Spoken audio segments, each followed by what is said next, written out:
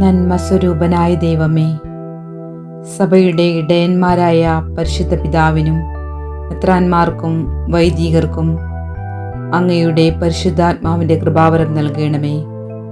അവർ അങ്ങയുടെ വചനം ലോകമെങ്ങും ധൈര്യത്തോടെ പ്രസംഗിക്കാനും അജഗണത്തെ സ്നേഹത്തോടെ നയിക്കാനും ഇടയാക്കണമെന്ന് അങ്ങയോട് ഞങ്ങൾ പ്രാർത്ഥിക്കുന്നു. പ്രാർത്ഥിപ്പൂ ഞാൻ ദൈവമേ, യാചിപ്പൂ ഞാൻ കേൾക്കണേ.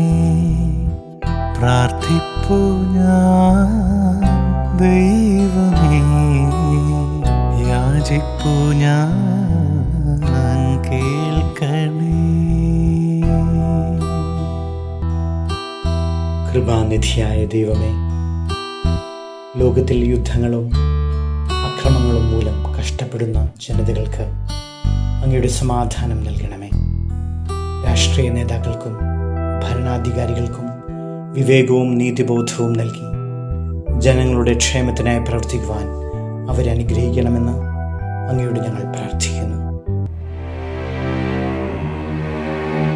പ്രാർത്ഥിപ്പൂ ഞാൻ ദൈവമേ, യാചിപ്പൂ ഞാൻ കേൾക്കണേ. പ്രാർത്ഥിപ്പൂ ഞാൻ ദൈവമേ, യാചിപ്പൂ ഞാൻ കേൾക്കണേ.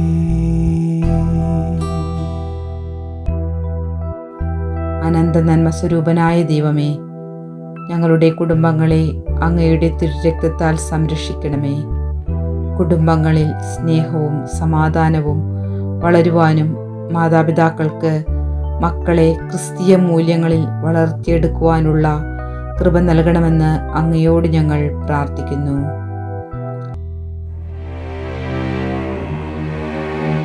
പ്രാർത്ഥിപ്പൂ ഞാൻ ദൈവമേ, യാചിപ്പൂ ഞാൻ കേൾക്കണേ.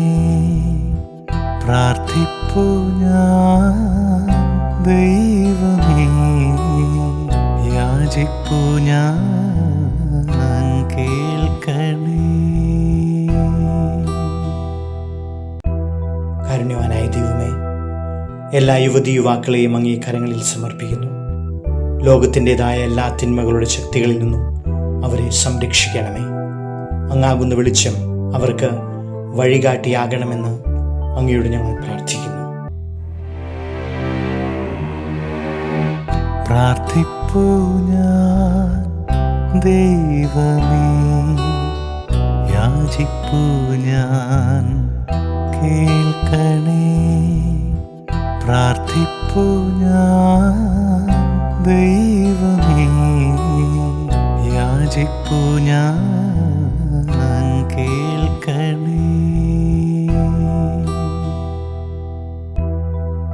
സൗഖ്യദായകനായ ദൈവമേ, ശാരീരികവും മാനസികവുമായ രോഗങ്ങളാൽ വേദനിക്കുന്നവരെയും പ്രയാസപ്പെടുന്നവരെയും അങ്ങയുടെ സന്നിധിയിലേക്ക് സമർപ്പിക്കുന്നു.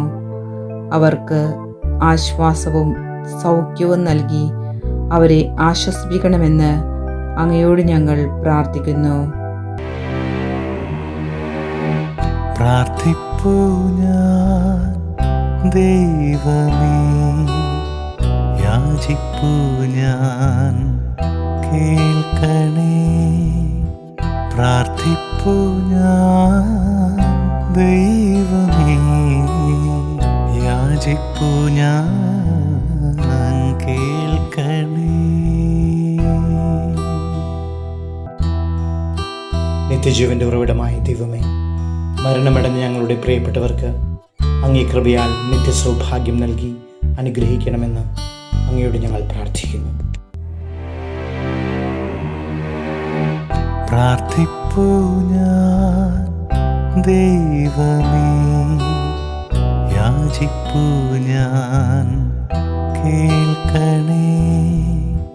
പ്രാർത്ഥിപ്പൂ ഞാൻ ദൈവമേ, യാചിപ്പൂ ഞാൻ കേൾക്കണേ.